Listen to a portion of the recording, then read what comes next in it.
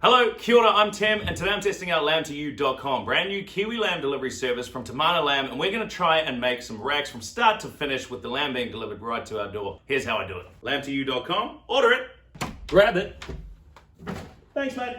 Oven, 450. Bake, mint, squish, oregano, It's oregano.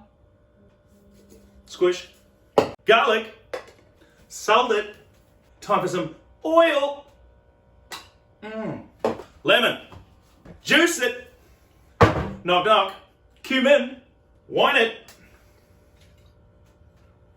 blend it, roasting dish, Tamana lamb rack, pre-French, raised in New Zealand on grass, finished on chicory. Pour it, lather it,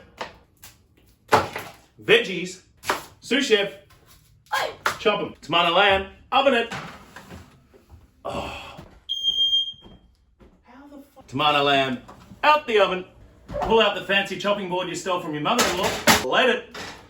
Cook the veggies longer. While we wait. Date night. Slice it. Oh, like butter. And there you have it, Tamana New Zealand lamb racks from lamb2u.com.